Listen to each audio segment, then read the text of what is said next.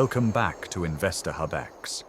In the previous lesson, we learned how to identify and draw strong support and resistance levels directly on the chart. In this video, we're going to take that skill one level higher. We're going to talk about key support and resistance levels on the higher time frame and why these levels matter more than almost anything else you'll see on a chart. If you understand this concept, you'll stop reacting to noise. Let's get started. First, let's define what we mean by a higher time frame. A higher time frame usually means the weekly or monthly chart. Each candle on a monthly chart represents 1 month, while each candle on a weekly chart represents 1 week. Higher time frames show the big picture: major trends, key turning points, and important price zones that institutions pay attention to. What happens on a higher time frame carries more weight. Support and resistance levels on higher time frames are usually higher quality, and we call these key levels. There is a higher chance that traders will take action when price reaches a key level.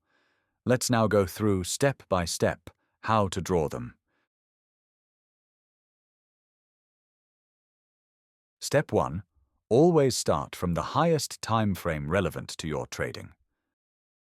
To move to a higher time frame, there are 2 simple methods. First, you can click the time frame selector at the top of the chart and choose the time frame you want.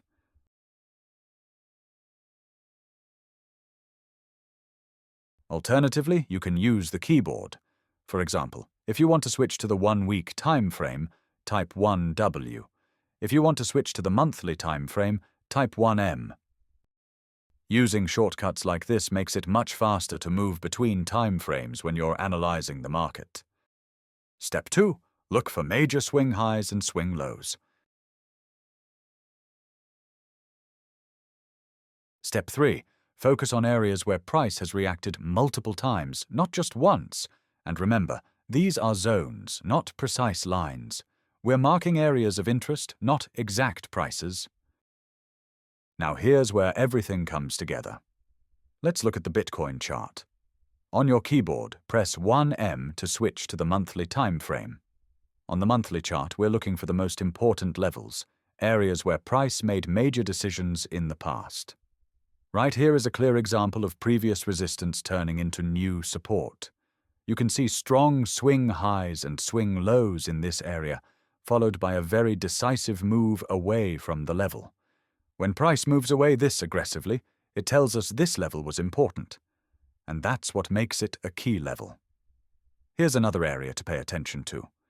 Notice how price was rejected multiple times around the same zone. Again, we see clear swing highs and swing lows, and a sharp reaction away from the level. Multiple rejections combined with a strong move make this an obvious level to watch. Moving on, this is another key area on the monthly chart.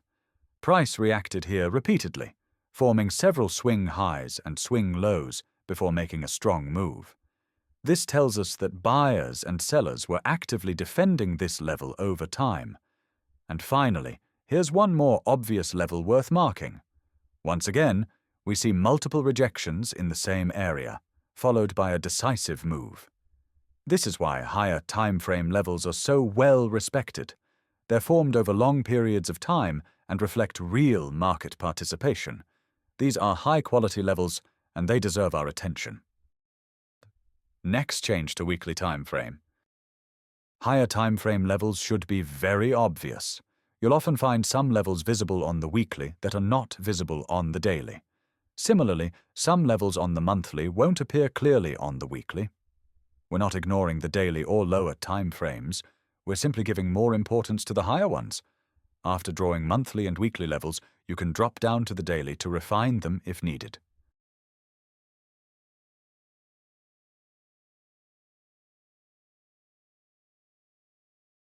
Notice how clear these levels are on the higher time frame.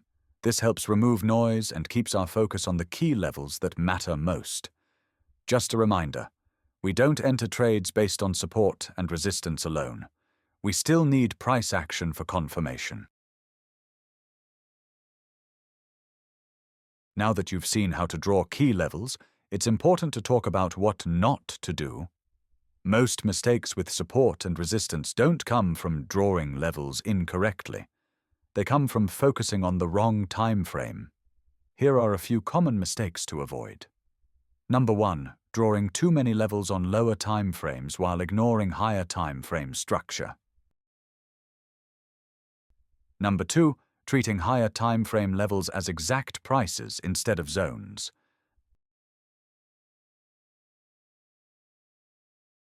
And number 3. Entering trades without knowing where the nearest higher time frame support or resistance is.